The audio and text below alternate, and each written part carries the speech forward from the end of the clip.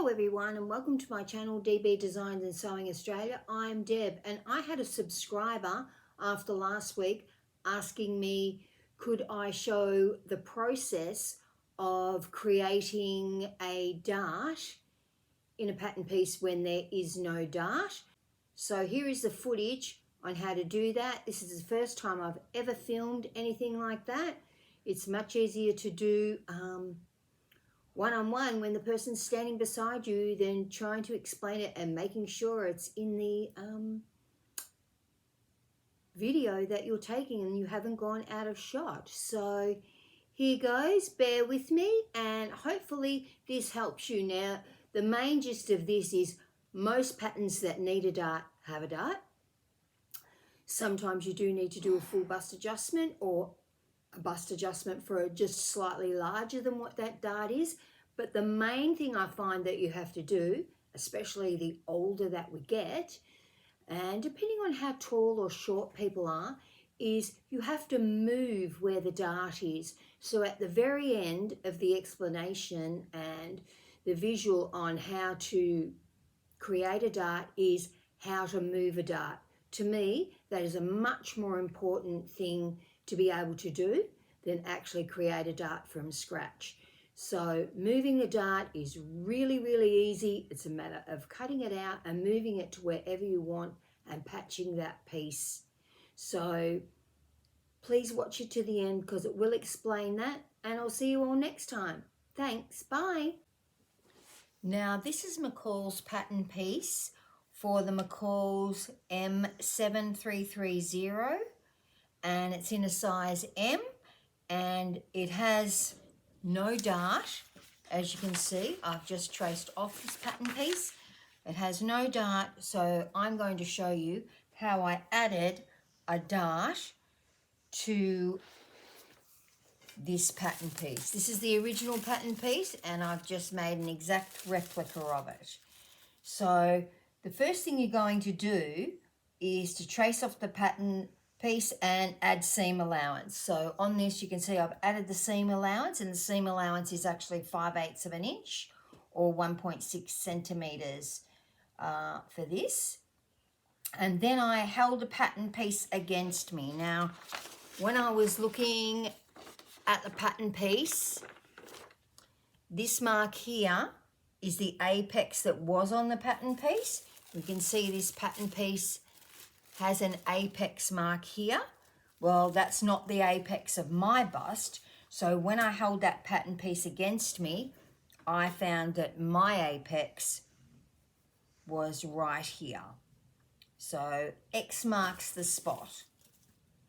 And I want to do a 3 centimeter dart. So the first thing I'm going to do is, if this is upside down, is draw a horizontal line. And we know that it's going to be horizontal because we're using the straight grain as our guide. That's the guide to all of it. So we're going to draw it from the apex to the side seam. Now, with my darts, I don't want them as long as the pattern would suggest. Now, where was I before my phone rang? Oh, that's right. I was saying that in the pattern, the apex is here, but you don't want your dart going all the way to your apex.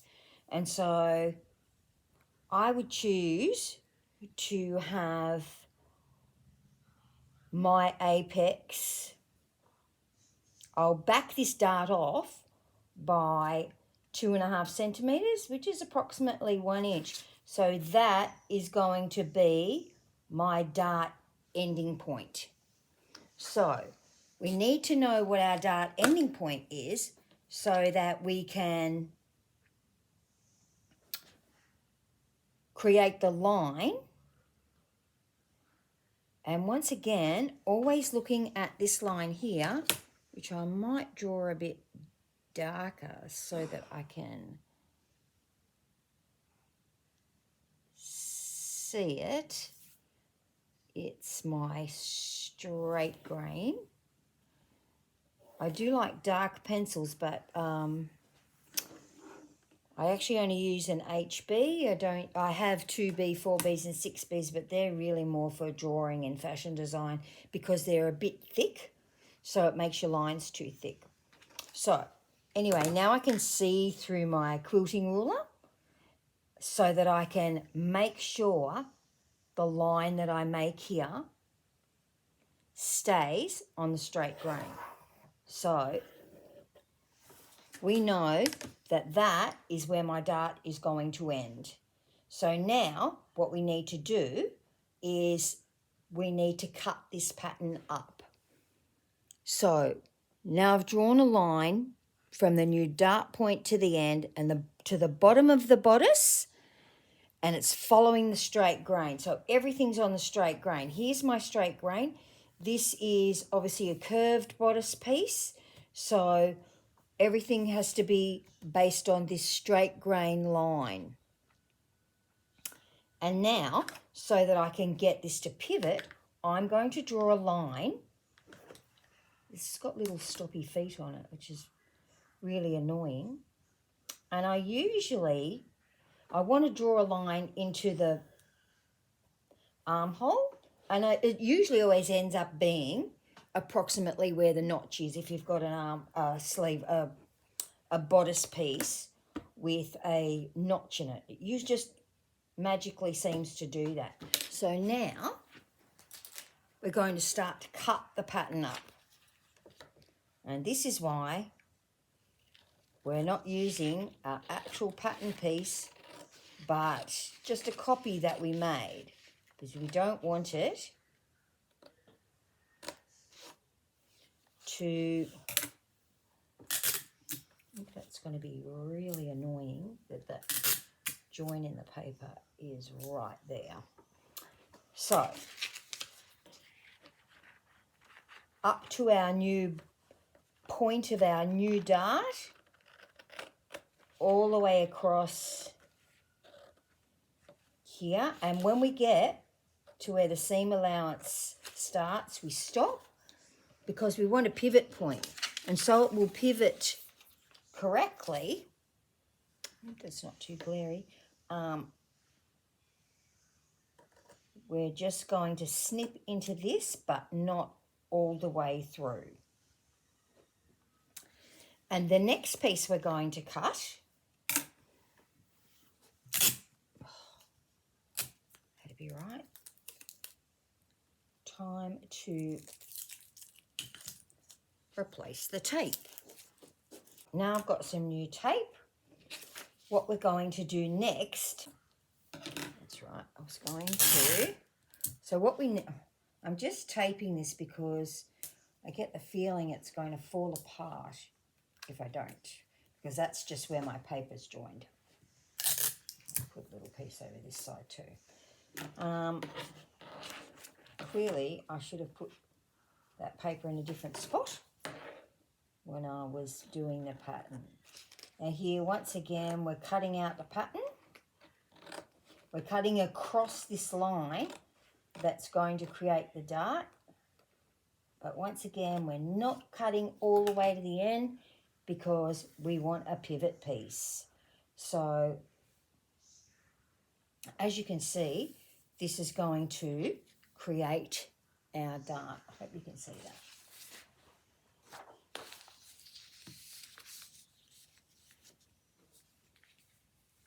Now, this is going to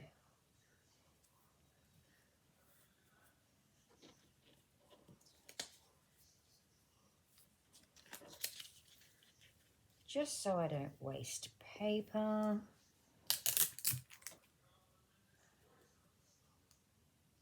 Just going to tape that down.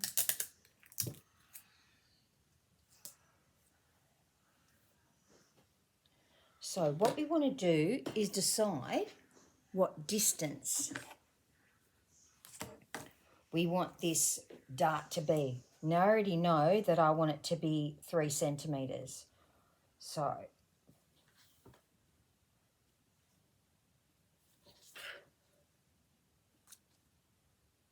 I'm just marking this because, of course,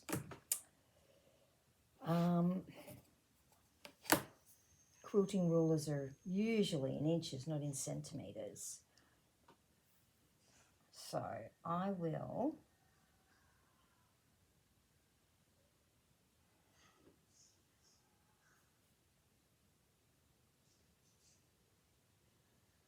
once again, I'm truing this to the straight grain all the way down. So that way we know where we want to pivot this piece to. I'm going to pivot that piece to here.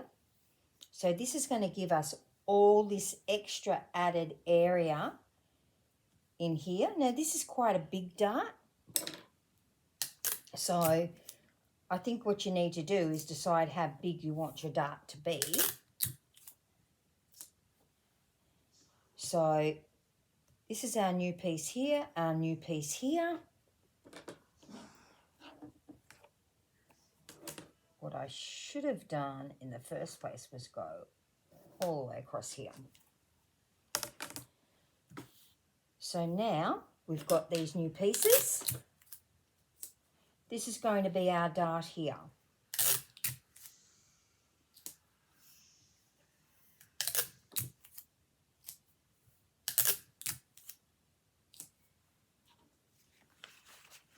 And now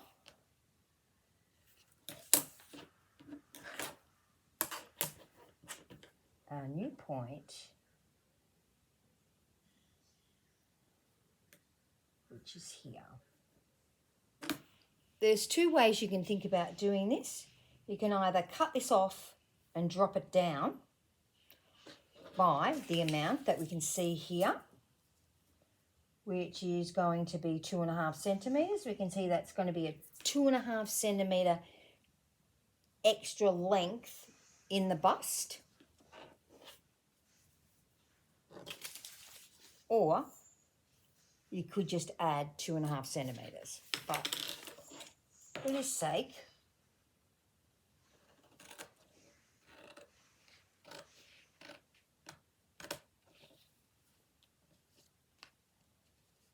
cut that sticky tape off. Let's,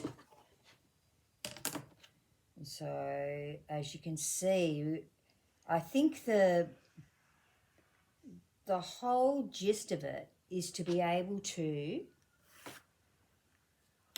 keep everything trued.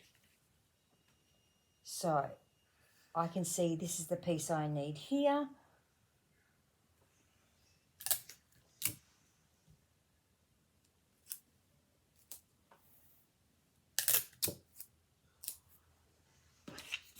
Now I need a scrap of paper to be able to slot under here.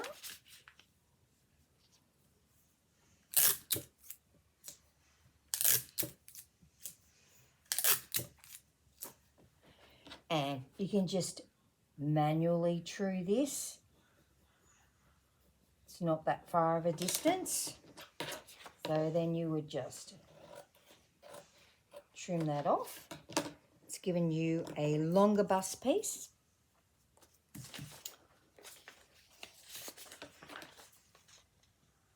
You know, if I was doing this on the fly, I may not even put this little piece under here. I may just easily see that you can just cut straight across and that would be it. But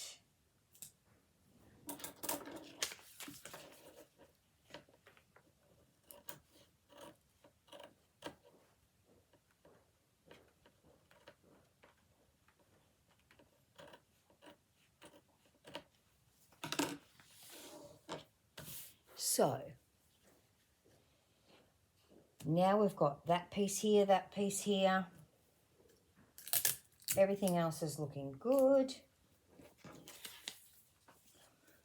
We're going to find the center point of our dart. So we found the center point of our dart. I'm going to rule a line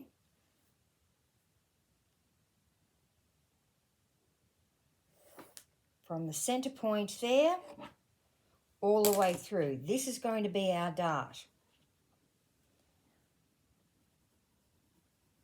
This armhole is just going to be trued up, and it's missing like a tiny midget amount right here.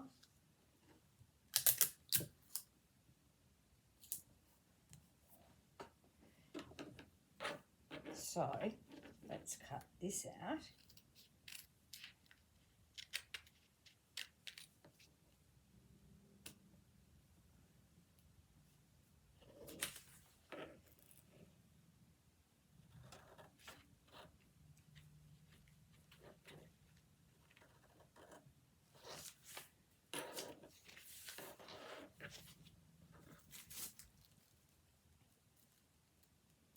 You can see how much extra that is added into the bodice. When we hold the bodice on here, it's become longer, it's become wider, and most importantly, it's got room for your bust, which is basically what you're trying to do. So, better take this down, it's falling apart. What we want to do now is fold our dart on this center fold line. It's actually folded pretty easily.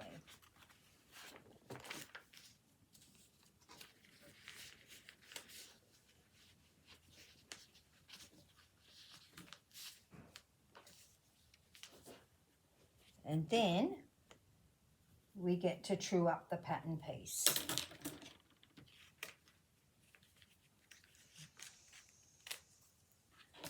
So this is what our dart looks like.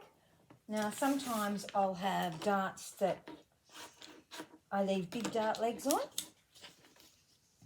So if you wanted big dart legs, because it's easier for you to follow or work out whereabouts to cut it or trim it,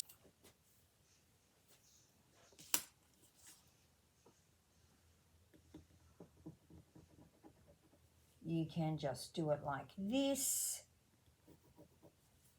You can do that before you cut all the pieces off.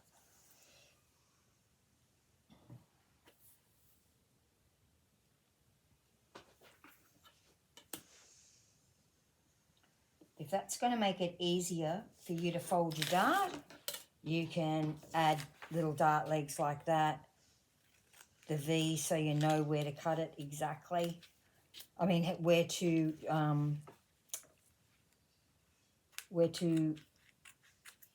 fold it so that when you sew it, it's correct. So that is how to add a dart. And let's just compare the two pattern pieces. Because this is tissue, it's actually much easier to see. We can see down here, this is where the notch was. And now that notch is up here, I know that we would have to also extend, which I did when I made my jumpsuit. I actually cut the front-facing bands. I probably left them this much longer, you know, like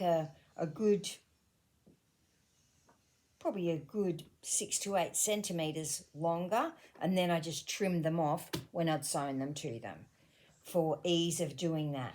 The sleeve actually fitted perfectly into the sleeve armhole. I didn't have any issues there.